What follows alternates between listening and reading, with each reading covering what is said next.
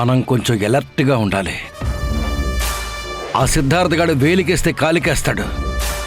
తిమ్మిని బమ్మిని చేసినా సరే యశ్ని కేసు నుండి తప్పిస్తాడు.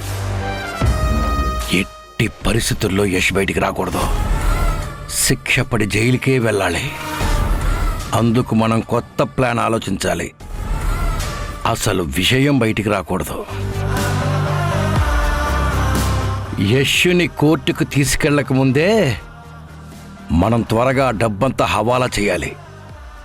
ఆ సింధు సామాన్యురాలు కాదు. తనకి ఏ చిన్న అవకాశం దొరికినా మనల్ని ఆడేసుకుంటుంది. పైగా మనతోనే ఛాలెంజ్ చేసింది. మనం జాగ్రత్తగా ఆలోచించి స్టెప్ వేయాలి.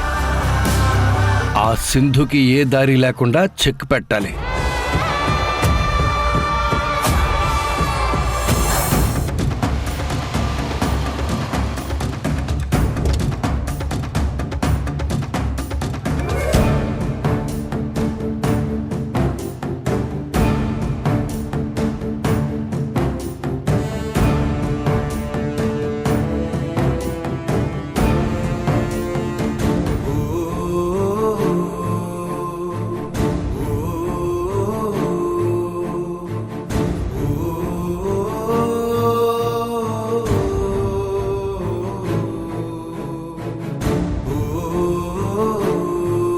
ఫీల్ అవ్వకు యష్,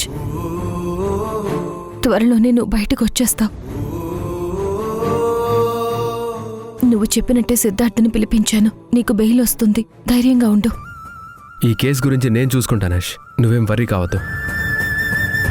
ఇదంతా కావాలని చేశారని నా డౌట్ సిద్ధార్థ్. నిన్ను అన్యాయంగా కేసులో ఇరికించిన వాడిని నేను వదిలిపెట్టను. కోర్టుకు లాగి శిక్ష పడేలా చేస్తాను.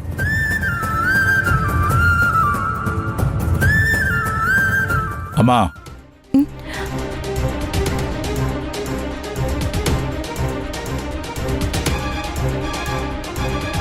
నేను ఆల్రెడీ చెప్పాను కదమ్మా, ఏదన్నా ఉంటే కోర్టులో చూసుకోమని. మంచి లాయర్ని పెట్టుకోకుండా స్టేషన్ చుట్టూ ఇలా ఎన్నిసార్లు తిరిగినా వేస్టే. ఎస్ఐ గారు, సింధు లాయర్తోనే వచ్చింది సార్. మీరెవరు? ఆ లాయర్ని నేనే. ఇది నా ఐడెంటిటీ కార్డ్.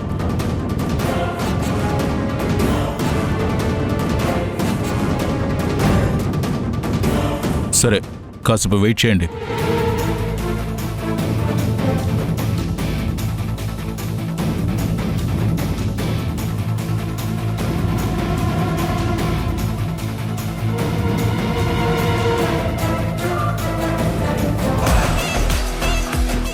దేవా, ఆ మోకాలను ఎక్కువసేపు కొట్టకండి, బ్రెయిన్ డ్యామేజ్ అయిపోతుంది.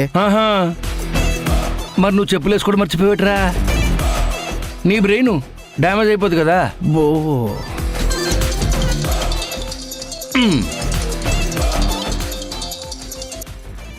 చెప్పండి ఎస్ఐ గారు. సార్, సింధు లాయర్తో వచ్చింది సార్. ఆ లాయర్ ఎఫ్ఐఆర్ కాపీ అడుగుతున్నాడు. ఆ సిద్ధార్థ్ గడ అయ్యి ఉంటాడు.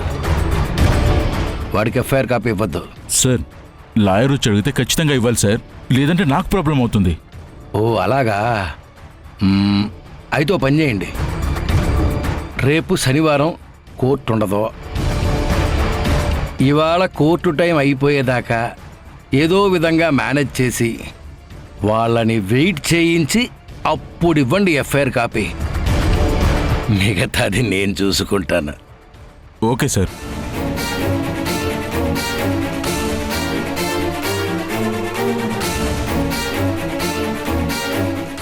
కానిస్టేబుల్, నాకు అర్జెంట్ మీటింగ్ ఉంది, డిస్టర్బ్ చేయొద్దు. ఏమైనా కంప్లైంట్స్ వస్తే హ్యాండిల్ చేయండి. అలాగే సార్. ఎస్ఐ గారు, సార్ సార్ ఆగండి. సార్, ఎస్ఐ గారు. సార్ సార్ సార్ సార్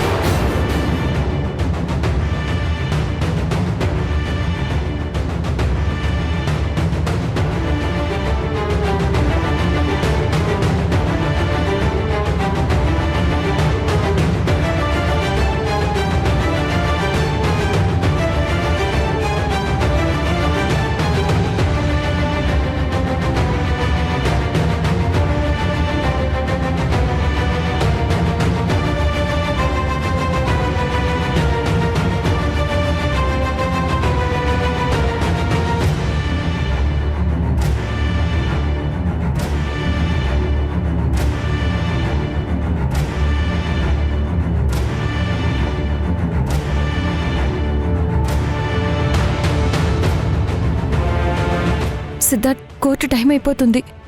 నేను అదే చూస్తున్నాను సింధు. అయినా ఈ ఎస్ఐ ఏంటి ఇలా చేస్తున్నాడు? అదే నాకు అర్థం కావడం లేదు సిద్ధార్థ్.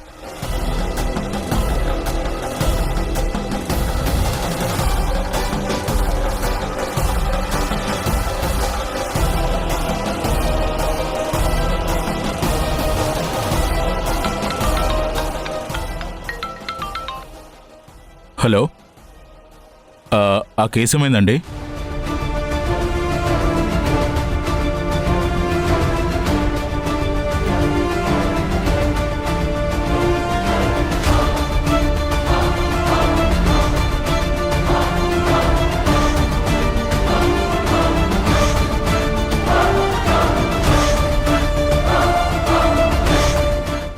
హలో,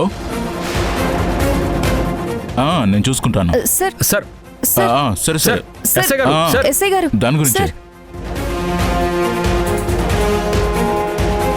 సింధు, ఇంకో 1 అవర్లో కోర్టు అయిపోతుంది. ఏం చేయాలో అర్థం కావడం లేదు సిద్ధార్థ్.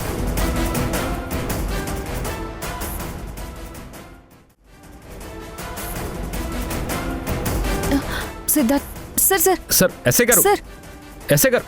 సార్ సింధు, టైం అయిపోతుంది సింధు. ఇదంతా ఎస్ఐ కావాలనే చేస్తున్నట్టుగా అనిపిస్తుంది.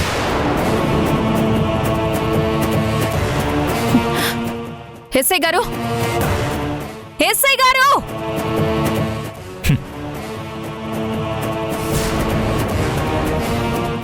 ఏంటమ్మా అలా అరుస్తున్నారు? నా భర్తని బెయిల్ మీద బయటికి తీసుకురావాలని చాలాసేపటి నుంచి ఎఫ్ఐఆర్ కాపీ కోసం వెయిట్ చేస్తుంటే పట్టించుకోకుండా మీ పాటికి మీరు తిరుగుతున్నారు. ఏంటి సార్ ఇది? ఆ? ఏంటి కానిస్టేబుల్, ఎఫ్ఐఆర్ కాపీ కోసం వచ్చారా? నాకు చెప్పాలి కదయ్యా. సార్, యాక్టింగ్ ఆపండి. మీరు కావాలనే మమ్మల్ని వెయిట్ చేస్తున్నారు. I know.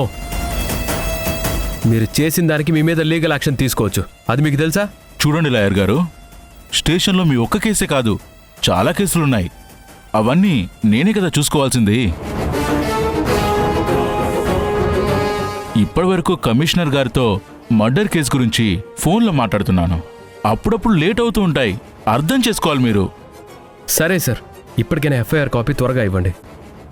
ఓకే ఓకే, ఇస్తాను. ఏదయ్యా? ఆ?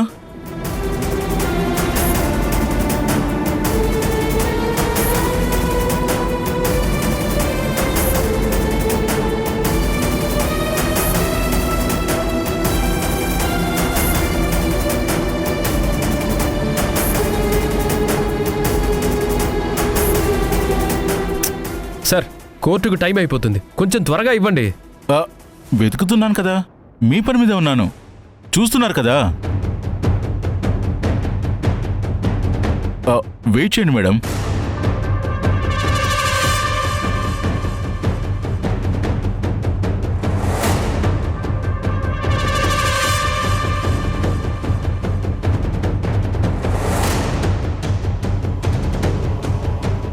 సార్, ప్రియమైన ఈటీవీ ప్రేక్షకులకి నమస్కారం. మన జీవన తరంగాలు సీరియల్ని ఆదరిస్తున్న ప్రేక్షకులకు మాతో కలిసి నటించే అద్భుతమైన అవకాశాన్ని ఈటీవీ కల్పిస్తోంది.